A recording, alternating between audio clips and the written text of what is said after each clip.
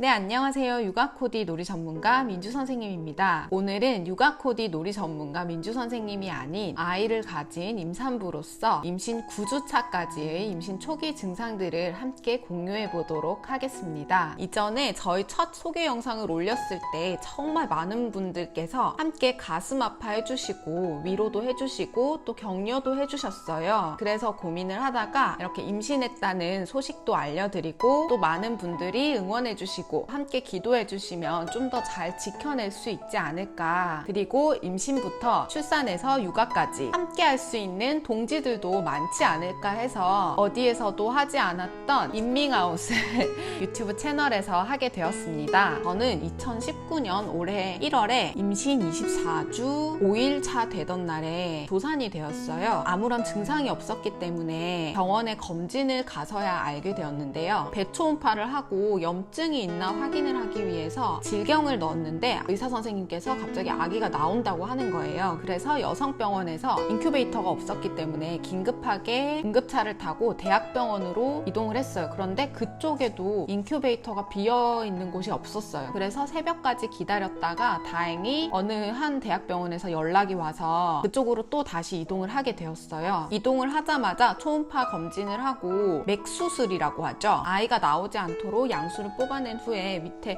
묶는 수술을 하자고 하더라고요. 사실 아이가 거꾸로 있기도 했고 기다리는 동안에 이미 다리가 나온 상황이었어요. 그럼에도 그 대학병원 교수님께서 할 수 있다고 하셔서 이제 수술장에 들어갔어요. 그런데 수술을 하려고 들어갔더니 염증 수치가 너무 높아서 곧바로 수술하기가 힘들고 항생제를 맞아서 염증 수치를 한 이틀 정도만 내린 후에 다시 수술을 하자라고 하셨어요. 그런데 그 이틀을 견디지 못하고 자궁수축이 오고 자궁문도 열리고 출혈도 있었어요. 결국 수술을 하지 못하고 출산을 하게 되었는데 아기는 771g에 정말 이른둥이 중에서도 정말 이른둥이로 태어나게 되었고 곧바로 인큐베이터에 들어갔죠. 2주가량 수많은 약과 주사와 수술로 사투를 벌이다가 하늘나라로 가게 되었고 남편과 저는 정말 힘든 시간을 보냈죠. 제가 힘들고 슬프지만 이런 이야기들을 다시 꺼내서 전해드리는 이유는 저도 정말 제가 임신했을 때는 그런 일들을 겪을 거라는 상상을 하지 못했었기 때문에 임신이 되지 않아서 힘드신 분들도 굉장히 많지만 임신을 했어도 안전하게 출산까지 가는 것이 너무나도 큰 복이고 쉽지 않은 일이라는 것을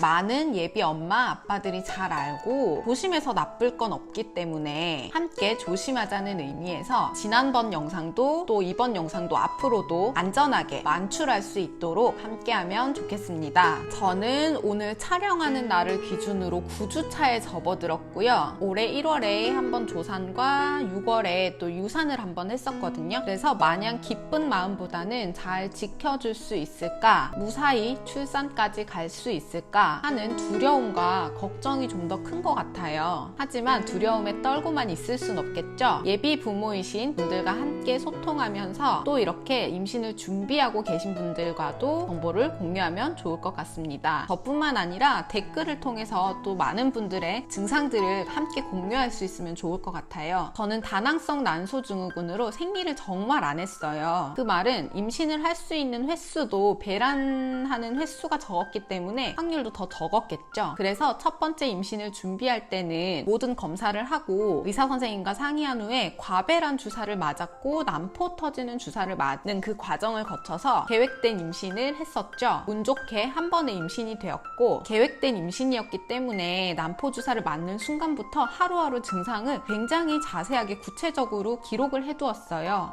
다낭성 난소증후군이지만 출산을 한 후에는 난소의 형태가 조금씩 변한다고 하더라고요. 그래서 저는 출산 후에 다낭성이 아닌 것 같다고 하셨고 자연 임신이 충분히 가능하다고 하셨어요. 그런데 신기하게도 출산 후에 정말 잘 안 하던 생리가 거의 매달 하더라고요. 그래서 두 번째, 세 번째는 배란 테스트기를 이용해서 임신 시도를 했었고 이마저도 2번 시도했는데 2번 다 임신 성공을 했었어요. 임신이 힘드신 분들도 굉장히 많지만 저는 유지가 힘든 사람인 것 같아요. 개인적으로 임신 증상은 증상을 느끼기 시작한 시점은 배란 9일차, 생리 기준일로 했을 때는 임신 3주차가 되겠죠. 임신 테스트기에는 아주 초초초 매직 두 줄이 보이기 시작했어요. 이때 사용했던 임태기는 동양제약 해피타임 얼리 체크였어요. 이때 증상은 피곤하고 나른한 정도, 평소 체력이 정말 좋기 때문에 확연히 느낄 수 있는 증상이었습니다. 그런데 처음 출산한 후에는 아까도 말씀드렸던 것처럼 거의 매달 생리를 했기 때문에 배란 테스트기를 이용해서 시도했었고, 배란 8일차 정도 되었을 때 임신 테스트기 두 줄이 보이기 시작하더라고요. 이때는 사용해보니 원포 임신 테스트기가 사진 첨부해드릴 텐데 스틱 말고 작은 거 있잖아요. 굉장히 반응이 빠르게 나타나서 인터넷으로 대량 주문을 해서 매일매일 확인을 했었습니다. 두 번째 유산되었던 것도 사실 유산이라고 하기가 조금 애매한데 병원에서는 그래도 유산은 유산이라고 하더라고요. 아기집을 확인하기 전에 임신 테스트기를 매일매일 했었는데 어느 날 굉장히 진했던 두 줄이 약간 연해지는 느낌이 들더라고요. 그래서 그날 저녁에도 해봤는데 연한 느낌이 들었고, 다음날 첫 소변으로도 해봤는데 연한 느낌이 들어서 곧바로 병원에 갔었어요. 그리고 아기집을 확인했는데 아기집이 보이지 않았고, 피검사를 하고 다음날 피검사 결과를 들었는데 수치가 확 떨어졌더라고요. 이런 경우들이 종종 있다고 하시더라고요. 저처럼 계획 임신이 아니었던 분들은 생리가 좀 늦구나 라고 생각하시고 모르고 지나가시는 분들도 많으시다고 하시더라고요. 그래도 3개월 정도는 쉬는 것이 좋겠다고 하셔서 한약도 먹고 운동도 하고 병원에서 조산도 했었고 유산도 되었으니 몇 가지 검사를 해보자고 하시더라고요. 피를 정말 수십 통을 뽑아서 수십 가지의 검사를 했어요. 그런데 제 몸에서 한 가지 문제를 발견했고, 이는 유전적으로 혈액 응고 관련된 문제였어요. 그래서 3개월 후에 임신 시도를 해보고 임신인 것 같다 싶으면 곧바로 병원으로 와서 약을 처방받아 가라고 하더라고요. 그 약은 착상에도 도움이 되고 태반 조기 박리를 예방할 수도 있기 때문에 저한테 꼭 필요하다고 하셨어요. 혹시 저처럼 임신 초기에 두 줄을 보았는데 유산을 했던 경험이 있거나 또는 유산이 반복되거나 조산했던 경험이 있으신 분들은 조금 더 큰 병원으로 가셔서 원인을 꼭 찾을 수 있도록 검사를 진행하는 것을 추천드려요. 저는 지금도 아스피린을 복용하고 있고 질정도 매일매일 넣고 있거든요. 자, 지금부터 임신 초기 증상 공유할게요. 배란 10일 임신 4주차 증상은 원포 임태기 두 줄이 희미하게 보이기 시작했고, 여전히 피곤하고 나른한 컨디션이 좋지 않은 상태였고, 감기나 몸살 기운은 없었지만 평소보다 몸의 체온이 좀 높다는 느낌은 들었어요. 생리하기 전 증상처럼 아랫배가 불편하고 허리가 아팠어요.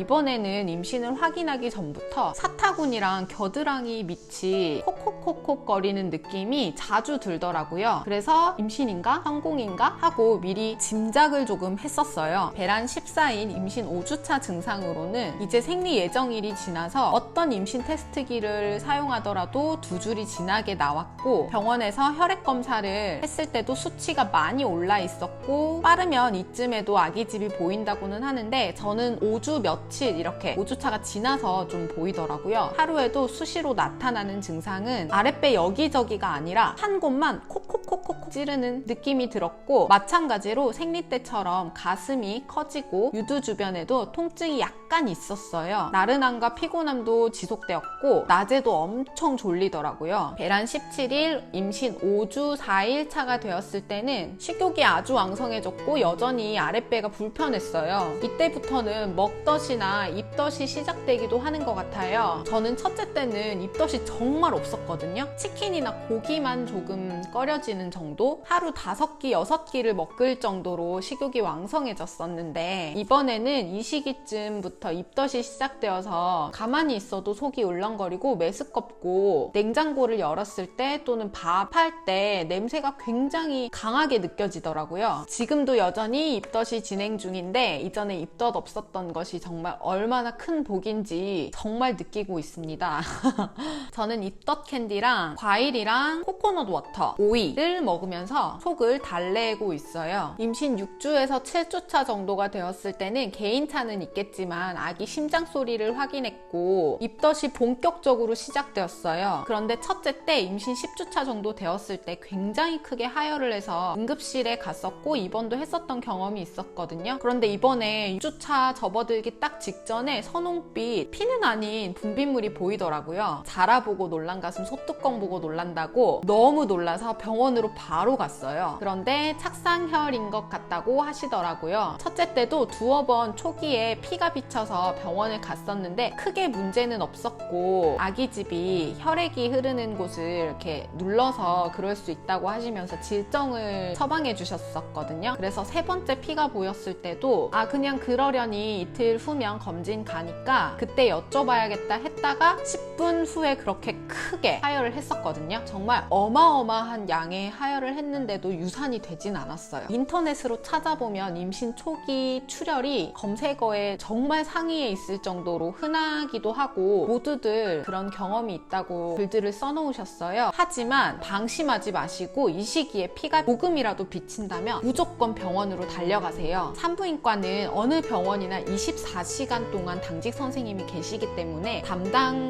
의사 선생님이 아니더라도 그리고 검진할 수 있는 시간이 아니더라도 응급실로 바로 가셔서 초음파 할 수 있거든요. 병원 가서 주사나 질정 처방 받으셔서 빨리 대처하시는 게 아기한테도 굉장히 도움이 되고 크게 벌어질 수 있는 일을 작게 쉽게 예방할 수 있으니 꼭 피가 조금이라도 비친다 싶으면 바로 병원으로 가세요. 임신 8주 차에는 자궁이 커지느라 그런지 굉장히 묵직한 느낌과 아랫배 불편함이 느껴져요. 그리고 저는 일주일 정도 보였던 증상인데 이렇게 두드러기가 반복적으로 올라왔다 없어졌다를 하더라고요. 두드러기가 올라올 때는 정말 간지러워요. 그래서 임신 중에 가려움증을 유발하는 임신 소양증인가 생각했지만 이게 또 1시간 정도 지나서 없어지면 흔적도 없이 사라졌거든요. 의사 선생님이 임신 소양증은 아닌 것 같다라고 하셨었고 다행히 일주일 정도 증상을 보이다가 없어졌어요. 임신 소양증도 굉장히 괴롭다고 하더라고요. 밤에 잠도 못 잘 정도로 간지럽다고 하더라고요. 혹시 이런 가려움 증상이 있을 때는 이것도 검진 갔을 때 의사 선생님께 꼭 말씀드리고 연고 처방해 주시더라고요. 이거 바를 수 있도록 하면 좋겠습니다. 임신 9주차 때는 초음파로는 가장 귀엽다는 젤리곰 형태의 아기 모습을 확인하실 수 있어요. 입덧은 여전히 점점 심해지는 것 같고 입덧 때문에 뭘 먹지를 못하니까 좀 힘이 없고 축축 처지는 그런 느낌이 있어요. 그리고 추가된 증상으로는 화장실을 자주 가는 것 같아요. 저는 평소에 물을 잘 안 마셔서 화장실을 하루에 3번 정도 가는데 임신하고 이맘때쯤에는 첫째 때도 그랬고 항상 밤에 자다가도 화장실을 꼭 한 번은 가게 되더라고요. 참 무사히 지나가면 좋으련만 요즘에도 선홍빛의 분비물이 종종 보이기는 해요. 곧바로 교수님께 메일 보내드리고 알려주시는 대로 하고 병원으로 바로 오라 그러면 바로 가서 검진을 받아보고 그러고 있는데 아직도 가야 할 길이 멀기에 무섭고 걱정도 되고 또 공부도 더 많이 하게 되고 그런 것 같아요. 저뿐만 아니라 엄마가 되는 길이란 쉽지 않은 것 같아요. 기댈 곳이라고는 정말 우리 육아맘들 예비 엄마 아빠들 뿐이겠죠. 구독 안 하신 분들은 구독 꼭 눌러주시고 앞으로의 여정을 함께 했으면 좋겠습니다. 제가 중간중간에 짧게 말씀드렸던 다낭성이라든지 과배란 주사, 아스피린 복용과 질정 사용, 고위험 산모, 이른둥이 등등 궁금하신 부분들은 댓글 남겨주시고 제 경험과 또 다른 분들의 경험을 통해서 정보를 좀 많이 얻을 수 있으면 좋겠고요. 또 앞으로 제 일이고 제 전공이다 보니 태아 발달 관련한 정보들도 함께 공유하도록 하겠습니다. 민주 선생님과 함께 임신부터 출산에서 육아까지 함께 할 수 있으면 좋겠고요. 다음 시간까지 저도 여러분도 건강하게 아기도 건강하게 만날 수 있으면 좋겠습니다. 안녕.